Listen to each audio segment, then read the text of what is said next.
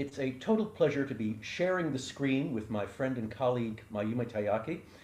Um, Mayumi is the latest in a long line of colleagues that I have persuaded to take on a totally unknown piece of music, unknown to them at first, unknown to audiences, and make it their own. And I was so delighted when I discovered this unknown piece by Martinu, his Divertimento for piano, left hand only, and chamber orchestra.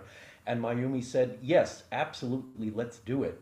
So I'm always curious to know. I have my own modus operandi for learning a score. Mayumi, what have been some of the fun things that you've learned about this piece as you've gotten to know it over the last several months?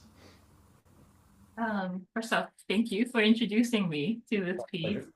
I was not as familiar with Martinu's work before I started working on this. And one of the first musical challenge I faced was first thing I do, I usually do a one listening of the piece. So I get a little bit of sense of how this piece goes. Before I started diving into learning this piece, I told myself, okay, I need to study a little bit about him and try to find out a little bit more about this piece, how this came to be.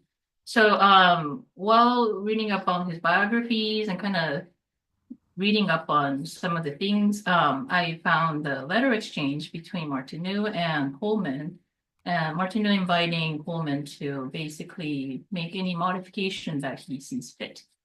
So that made me feel a lot easier in putting my own interpretation into, especially the second movement, because second movement, Martinu does a lot of embellishments in some of the harmonic lines, and it's quite different.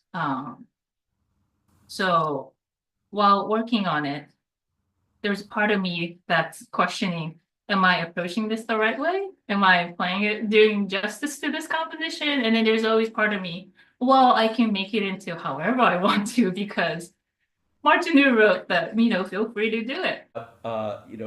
There's a wide range of feeling on the parts of composers for how much liberty a performer can take. Sibelius would always say, I wrote down exactly what I wanted in my score, but if you have a better idea, do it.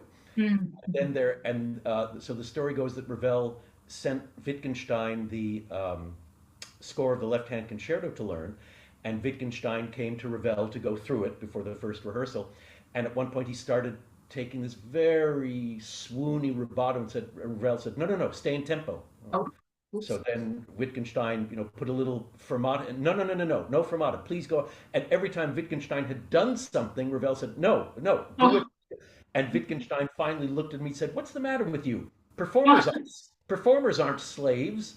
And Ravel looked at him and said, "Performers are slaves." Oh, And he meant it. So yeah. but in this instance, especially since you've done your homework and Yes.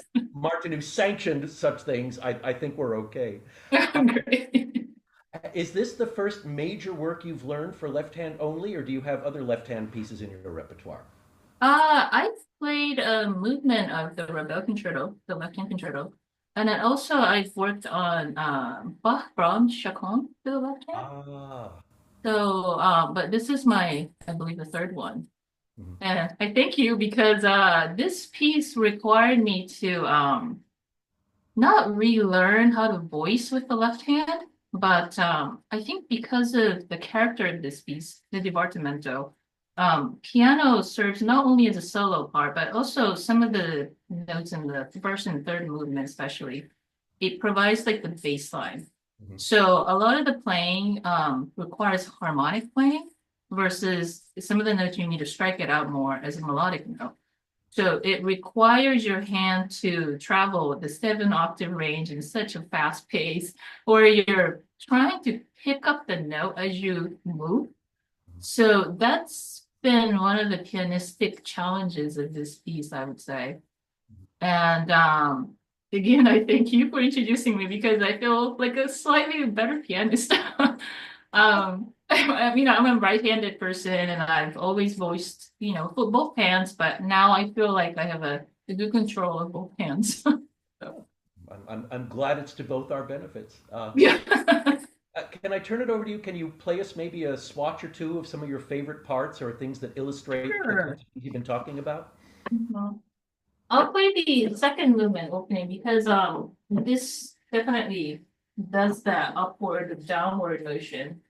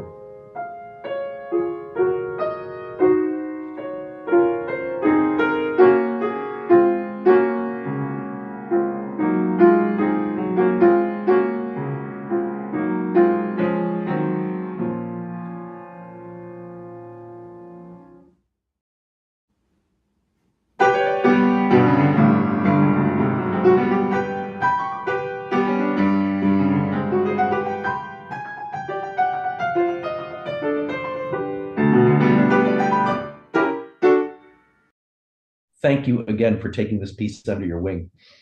It's been my pleasure. Thank you again for introducing me.